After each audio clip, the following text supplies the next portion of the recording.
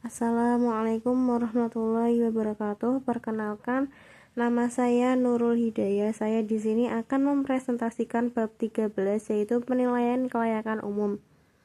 Kelompok saya yaitu yang pertama saya sendiri Nurul Hidayah dengan NIM 71241100014 dan Arif Maftuh dengan NIM 71242121005.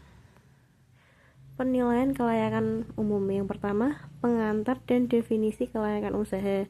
Pengenalan mengenai konsep dan istilah penting dalam kelayakan usaha. Yang kedua, tujuan studi kelayakan usaha, membahas tujuan dan pentingnya studi kelayakan bagi pengusaha. Yang ketiga, pihak-pihak yang berkepentingan, yaitu identifikasi dan peran berbagai pihak dalam studi kelayakan. Yang keempat, aspek-aspek penilaian kelayakan usaha, detail mengenai elemen-elemen yang dinilai dalam kelayakan usaha. Yang kelima, contoh penerapan studi kelayakan, studi kasus nyata tentang penerapan kelayakan usaha. Yang keenam, kesimpulan dan ringkasan materi, rekapitulasi dari semua materi yang telah disampaikan. Yang ketujuh, sesi tanya jawab dan diskusi, kesempatan untuk peserta mengajukan pertanyaan dan berdiskusi. Tujuan pembelajaran. Yang pertama, memahami pengertian kelayakan usaha. Yang kedua, mengidentifikasi tujuan studi kelayakan. Yang ketiga, mengenal pihak berkepentingan utama. Yang keempat, memahami aspek utama penilaian. Yang kelima, memberikan contoh penerapan studi.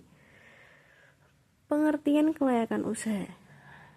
Definisi kelayakan usaha. Kelayakan usaha adalah studi untuk menilai apakah sebuah bisnis layak dijalankan berdasarkan analisis mendalam. Tujuan studi kelayakan.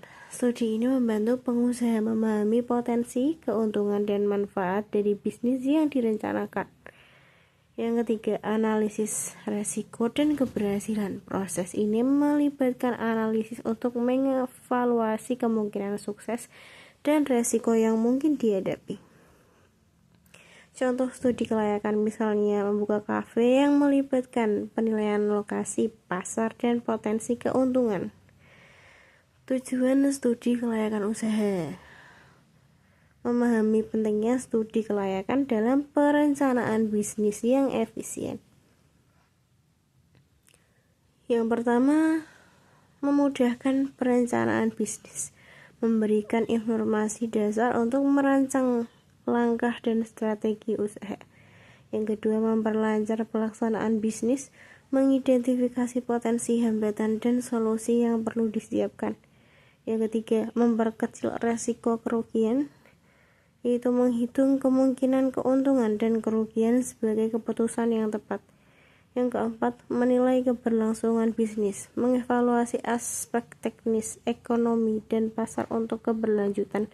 Yang kelima, meyakinkan pihak berkepentingan, memberi bukti kepada investor, bank, dan stakeholder bahwa bisnis layak.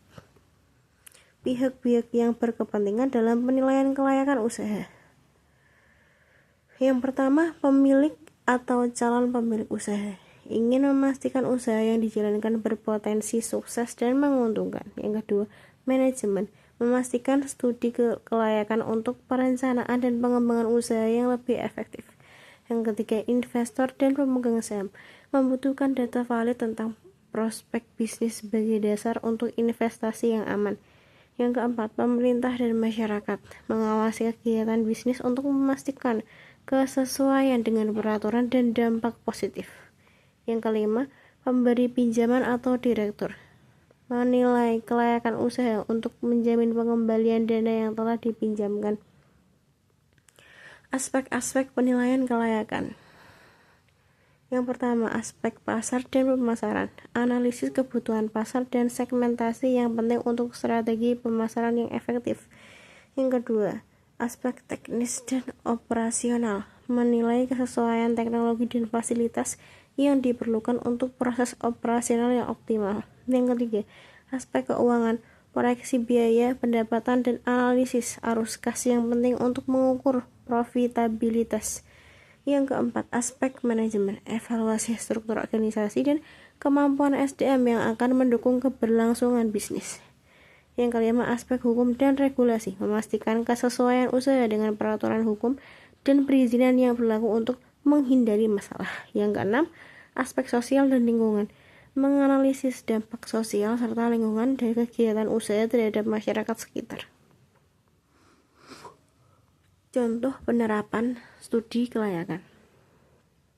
Yang pertama, analisis pasar, memetakan segmen pelanggan potensial dan mengidentifikasi pesaing di industri e-commerce. Yang kedua, analisis teknis, menilai platform teknologi yang digunakan termasuk pengelolaan stok dan pengiriman barang. Yang ketiga, analisis keuangan, menghitung modal awal serta estimasi penjualan dan keuntungan yang diharapkan. Yang keempat, analisis manajemen, menilai kemampuan dan pengalaman tim dalam mengelola toko online secara efektif. Yang kelima, analisis hukum, memastikan kepatuhan terhadap semua regulasi yang berlaku dalam perdagangan elektronik.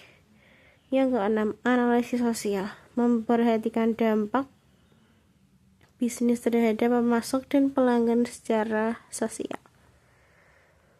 Kesimpulan penilaian usaha. Evaluasi kelayakan usaha penting untuk meminimalisir risiko dan meningkatkan keberhasilan bisnis melalui analisis komprehensif dari aspek pasar, teknis, keuangan, manajemen, hukum, dan sosial. Lakukan studi kelayakan secara profesional agar rencana bisnis lebih solid dan realistis. Terima kasih, kurang lebihnya saya mohon maaf dari kelompok kami. Silakan yang ingin bertanya. Wassalamualaikum warahmatullahi wabarakatuh.